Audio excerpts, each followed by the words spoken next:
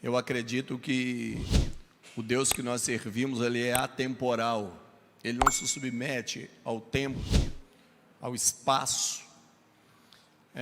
Ele não é atingido pelas mesmas coisas que nós somos atingidos dentro do espaço e do tempo. Assim sendo, esse ser poderoso que nós servimos, Ele, independente das circunstâncias atenuantes que nos cercam, Ele pode muito bem colocar ponto final em situações que nós olhamos e às vezes não conseguimos enxergar um basta. E a fé, ela tem essa capacidade de te levar a uma dimensão que está além do âmbito físico, palpável, tangível, faz você enxergar, vislumbrar dentro do mundo espiritual, dentro do reino de Deus, e trazer de lá para a esfera física, para o mundo físico, tudo aquilo que você precisa. As manifestações por meio da fé desafiam a lógica humana, a ciência, a matemática, a física, desafiam a explicação e as metodologias científicas humanas, porque o Deus que nós servimos, um ser transcendental, está além desses parâmetros. Portanto, é comum numa noite tal como essa, enfermos saírem curados. Numa noite tal como essa, em meio a uma crise instaurada devido a essa situação pandêmica, em que empresas se fecham, empregos se perdem, é possível Deus te prosperar. Em meio ao caos emocional, chafur desse mundo, é possível Deus, que é mais organizador mental que Freud, tratar todas as suas emoções, e você sair daqui saltitante de alegria, independente das intempéries que te afligem. Está inserido no contexto do reino de Deus e servir a Deus faz com que nós vivamos um nível de vida que às vezes se torna incompreendido para aqueles que não professam a mesma fé que nós. É bom ser crente e é bom estar entre os cristãos para junto adorarmos a Deus nessa noite. Eu quero convidá-los a abrir as suas Bíblias, sem delongas, no Evangelho de Jesus Cristo, segundo escreveu São Mateus. Evangelho de Jesus Cristo, segundo escreveu São Mateus, o capítulo de número 7, o versículo de número 1 em diante. Ok? Evangelho de Jesus Cristo, segundo escreveu São Mateus, capítulo de número 7, versículo de número 7 em diante. Todos acharam? Acharam? Glória a Deus. Está na tela, né? Verdade. Vamos ler? Não, é Mateus 7, 7. Eu falei 7, 1? 7, 7. Tá bom, pensei que eu tinha falado Mateus 7, versículo 1. Então é Mateus 7, verso 7. Olha o que está escrito: pede e dar-se-vos-á, buscais e encontrareis, batei e abrir-se-vos-á. Bonito esse texto, não? Pede e dar-se-vos-á, buscais e encontrareis, ou achareis, em outras grafias, e bata, ou batei, ou batam, e abrir-se-vos-á. Observe que às vezes a grafia altera poucas coisas, porque às vezes nós estamos com a Almeida corrigida, Almeida atualizada, Almeida versão corrigida e atualizada, mas as palavras são sinônimas, ok? Vou ler na minha mais uma vez: pede e dar-se-vos-á, buscais e encontrareis, batei e abri-se-vos-á, ok? Tudo que está no reino de Deus é teu. Esse é o tema da nossa mensagem. O reino de Deus, ele é riquíssimo. Quando você olha para os governos humanos, o nosso país, que é federalista, com os seus estados e municípios, é um modelo de governo. Você vai para países ainda que tem a monarquia, embora só de enfeite, mas tem lá tem o parlamento. Ali é um método de governo, é uma plataforma existente. Quando você olha para as nações, cada nação tem os seus líderes e suas constituições, tem os seus membros têm os seus direitos, têm os seus deveres. E se nestas plataformas humanas, repleta de defeitos, as coisas funcionam, embora não a pleno contento, mas funciona, se tem segurança, se tem saúde, se tem educação, se tem moradia básica, essas coisas que faz parte da vida corriqueira, ainda que não é dado 100%, mas tem.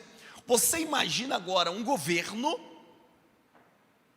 liderado por alguém que é perfeito. Esse é o reino de Deus. Agora você imagina esse reino que é perfeito e você ter acesso a ele para desfrutar de tudo que ele tem.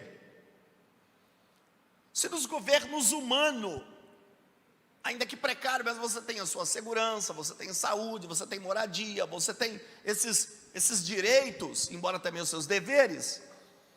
Imagina o reino perfeito de Deus. E isso é seu por direito.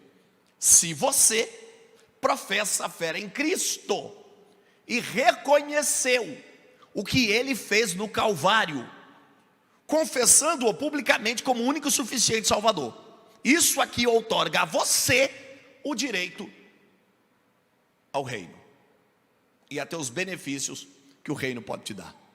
Jesus, certa feita, ele disse que nós devemos orar para que viesse o reino, uma manifestação do reino. Também ele disse que o reino de Deus está dentro de nós. Ele também disse que quem busca em primeiro o reino, as demais coisas serão acrescentadas. O reino, ele vem, ele é uma plataforma visível que toma o universo.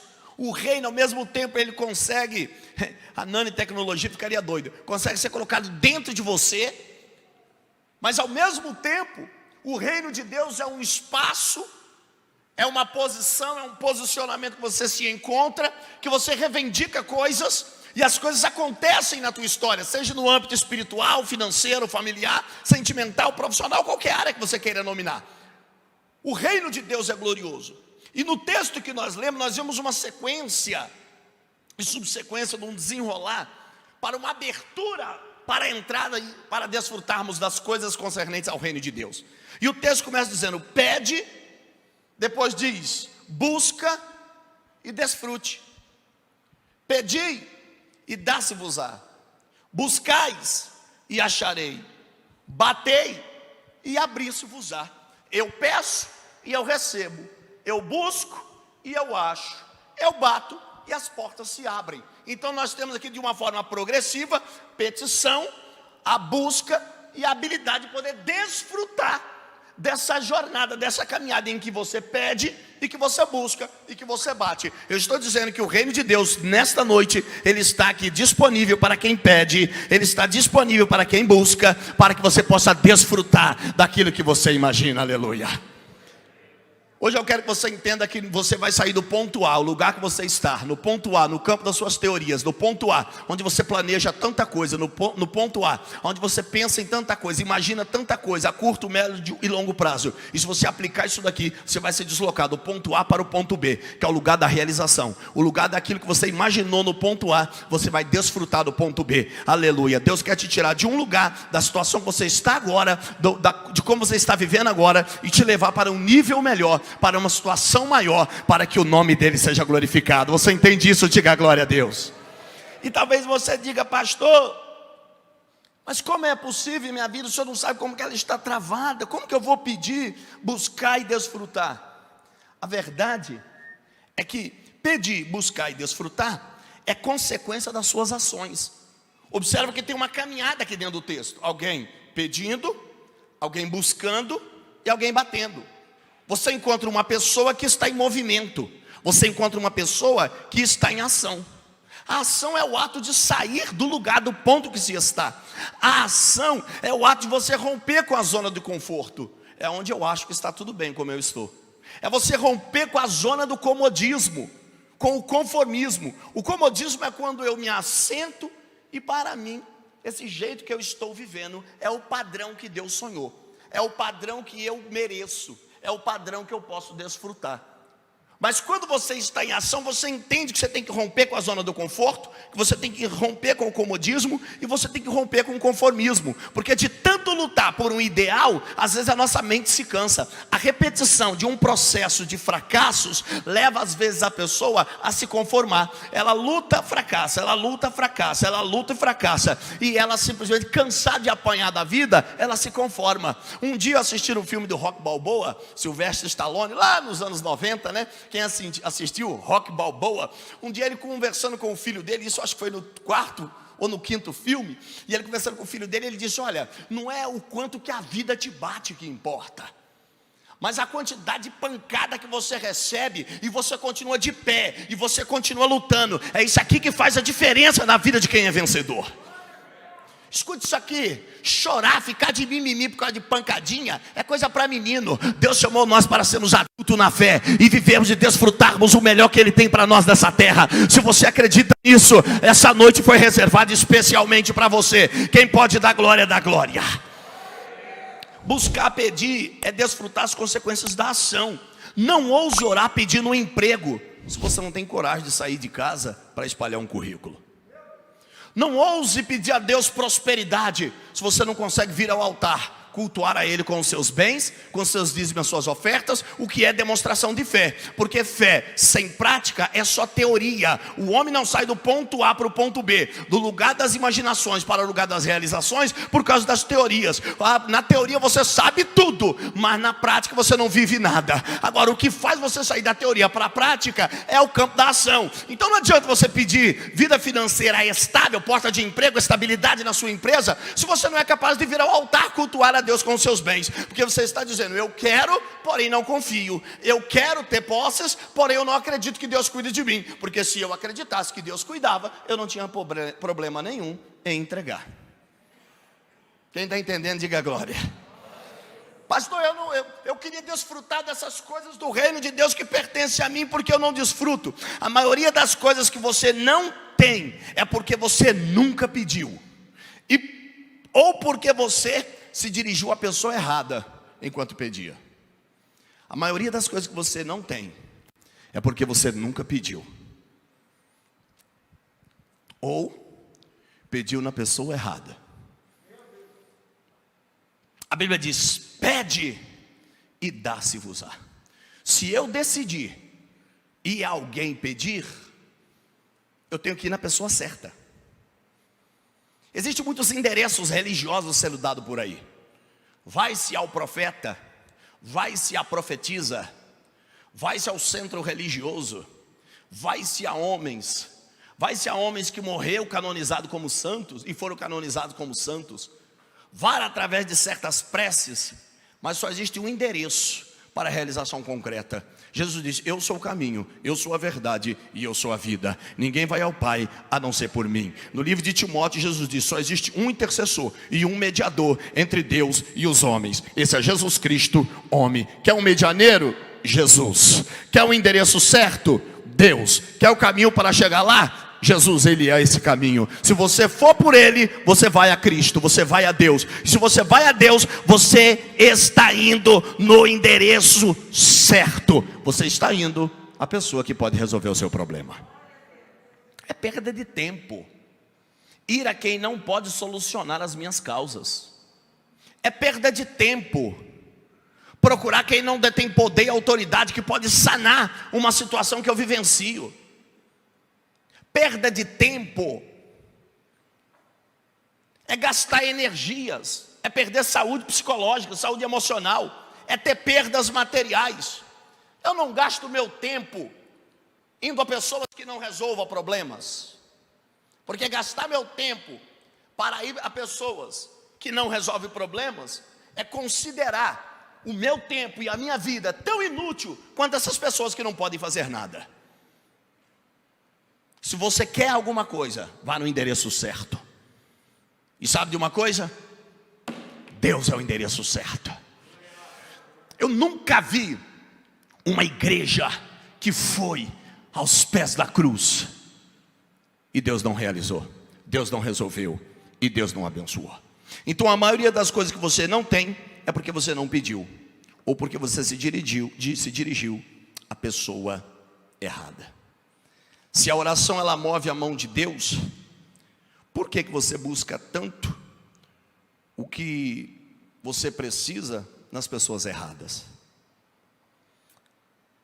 Muitas das vezes nós queremos ter muitas coisas em público, mas não temos coragem de nos dobrar no secreto para falarmos com aquele que pode nos dar.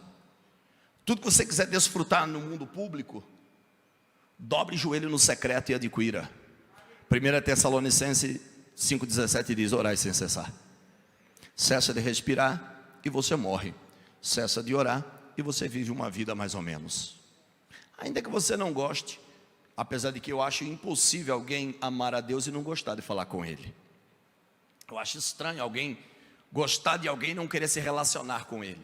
Quem gosta da namorada, quem gosta da esposa ou do marido e vice-versa, se relaciona. E se relaciona dialogando, tendo contato. Eu nunca vi alguém amar, gostar de Deus e não ter esse convívio, esse relacionamento, o estudo diário da palavra e a oração. Essa manutenção que se dá à fé.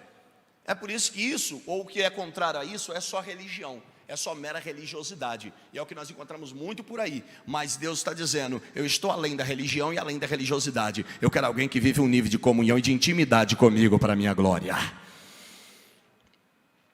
Prosseguindo, para acessar as coisas que são do reino, o texto diz: pede, que você vai ganhar. E o texto que se segue diz assim: buscais e achareis. Então apenas quando se descobre o valor do que se perde ou o que se perdeu, é que o coração se empenha na busca para achar. Tem gente que só valoriza um relacionamento depois que perdeu. Tem pessoas que ela só valoriza o pastor que tem depois que ele deu um monte de cabeçada por aí, abandonou a sua comunhão com Deus, a sua igreja, e está vivendo como muitos por aí, os tais dos desigrejados. Que eu tenho meu respeito, meu carinho por essas pessoas, mas eu tenho pena ao mesmo tempo. Porque todas as áreas têm liderança. No executivo, no legislativo e no judiciário tem líder.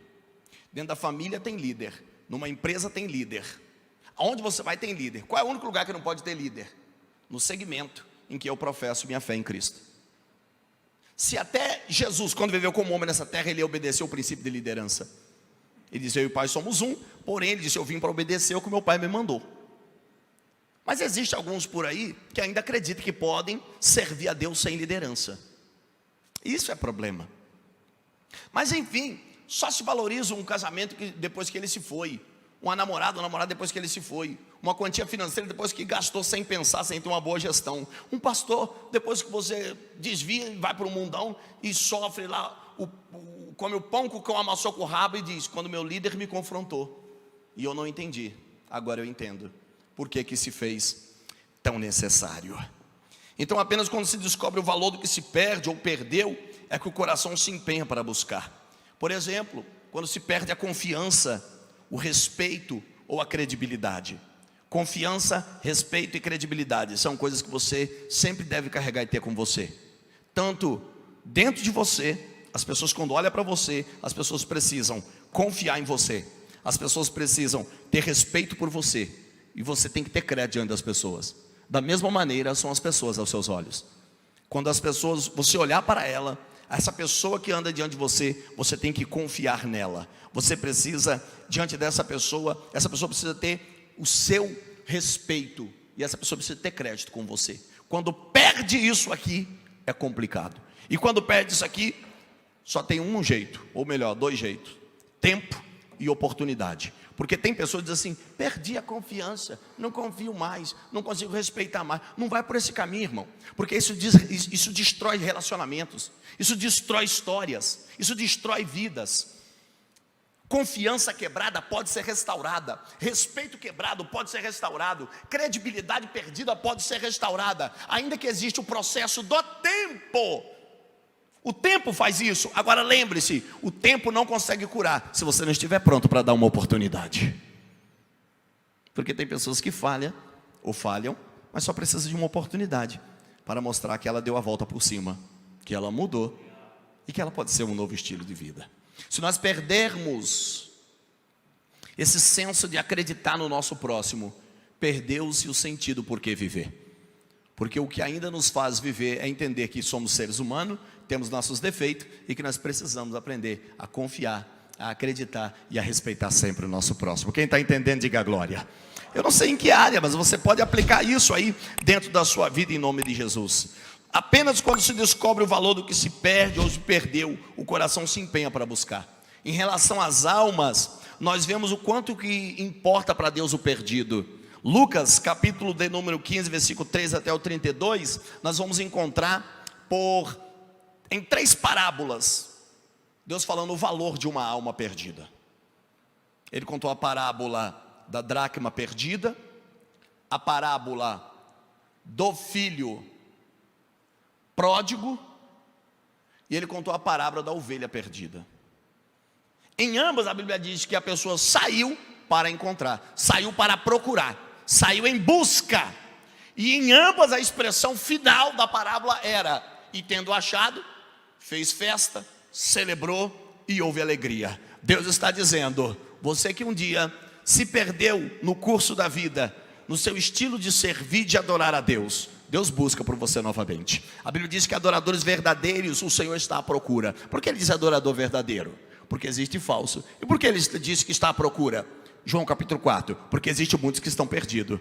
E aonde que tem muitos adoradores perdidos? Dentro do templo, porque a sua adoração não é bíblica, teológica, centrada. É uma adoração desprendida de um conceito e de um contexto bíblico verdadeiro. E Deus tem procurado uma adoração genuína, centrada na palavra de Deus. Quem está entendendo, diga glória. Isso é para quem gosta da Bíblia. Quem gosta da Bíblia? Quem ama a Bíblia? Aleluia, louvado seja, engrandecido seja o nome do Senhor. A saudade, ela faz se buscar. Tem gente que perdeu a saudade de Deus. Quem tem saudade busca. Quem tem saudade procura. Eu acredito que quando liberar a célula, tem tanto líder com tanta saudade que vai sair rompendo, ganhando, trazendo, que não vai ser brincadeira. Tem gente que tem saudade da comunhão, da intimidade com Deus. E essa saudade te leva a buscar na madrugada, na oração, no joelho, na busca. No sábado o pastorzão está fazendo aqui umas coisas incríveis, uma busca incrível. Você busca, você está encorpado, você está, aliás, incorporado. Por quê? Porque a saudade me faz buscar. As prioridades também intensificam a busca. Tem coisa que você só necessita. Agora tem coisa que é prioridade na sua vida. As prioridades intensificam a minha busca. O que é prioridade na sua vida? É estabelecer a família, é o crescimento financeiro, é a estabilidade espiritual. Se isso você tem realmente como prioridade, você intensifica a sua busca. E de acordo com o texto, aquele que busca, acha. A Bíblia não diz que há uma possibilidade de quem pede, recebe, de quem busca, achar. Não, o texto ele é taxativo. Ele afirma: quem busca, acha. O que é que você pediu a Deus? Ele pode te dar. Aqui. O que você tem buscado, você pode achar. E por último, mas não menos importante, o texto disse: bate na porta e ela vai se abrir. A porta que não se abre não é porque ela está trancada. A porta que não se abre é porque você usou a chave errada. Ninguém fabrica uma porta e uma fechadura que não tem uma chave. Ninguém diz: vou colocar uma porta aqui sem chave, sem fechadura. Ou uma porta que tem uma fechadura, mas que não tem uma chave, que não abra. Toda porta tem uma chave, tem uma fechadura, tem uma senha, um segredo, e ela vai abrir. A Bíblia diz: porque se você bate, a porta se abre. Se as portas não têm se aberto para você, talvez é porque você está usando a chave errada, e não porque essa porta não possa ser escancarada. Já parou para pensar nisso? Às vezes nós vamos em certos lugares, em certas situações, em certas coisas, e não está dando certo. Para, pensa, reflita e muda a rota. Às vezes mudança de rota, mudança de atitude, mudança de caminho, mudança na maneira de falar, mudança no comportamento. Uma mudança pode abrir uma porta que antes estava fechada. Talvez você foi a ela 1, 2, 3 vezes e ela estava fechada. Mas uma mudança pode produzir a abertura dessa porta. Então não existe porta que não se abra. O que existe são chaves erradas nas portas certas. E quando nós falamos de portas, para eu encerrar, Mateus 16, verso 19, embora foi erroneamente interpretado lá no começo dos séculos, Jesus disse assim: Pedro, eu te dei as chaves do reino. Mateus 16, verso 19, Jesus diz: Pedro, eu te dou a chave dos reinos, eu te darei as chaves do reino. Alguns interpretaram isso aqui, que Pedro teria poder para colocar ou tirar do céu e etc. Daí surgiu a tradição que ele é o guardião da entrada do mundo dos mortos, lá nas regiões celestes, etc. Já colocaram até Pedro como o cara que manda água, que manda a chuva, Pedro que manda a chuva e etc. O texto não está dizendo nada disso. O texto está falando da autoridade que está sendo dado a alguém que reconhece o senhorio de Cristo. Quem reconhece o senhorio de Cristo, Deus está dizendo: eu te dou uma chave. E quem tem chave tem acesso. Quem tem chave é porque tem intimidade. Quem tem chave é porque tem autoridade. Quem tem chave é porque pode entrar e desfrutar do que está lá. O reino de Deus, Jesus diz: Pedro, eu te dou a chave. Sabe o que Jesus está dizendo para você? E Pedro personifica cada um de nós hoje. Foi uma linguagem figurada que Jesus usou para dizer: olha, para a minha igreja, eu estou dando a chave te dá acesso. É por isso que 1 Coríntios 4:4, Paulo diz assim: ei, nós fomos constituídos por Deus despenseiros do reino. O que é o dispenseiro? Era um mordomo que tinha dentro da casa do seu senhor, do seu patrão rico, o acesso aí à dispensa e se prover de todos os recursos para abastecer os servos da casa, os empregados, os escravos e os nobres, os fidalgos daquele clã. Quem é que tinha acesso a isso? O dispenseiro. Sabe o que Jesus está dizendo? Jesus está dizendo que ele entregou para a igreja a chave da dispensa. Ele disse: vocês são dispenseiros. A chave da dispensa do reino está nas tuas mãos.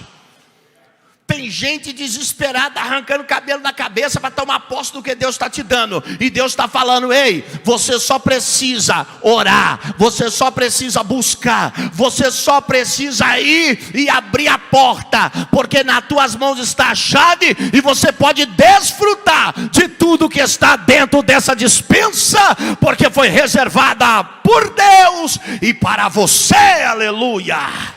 Se coloca de pé, por favor, em nome de Jesus. Aleluia.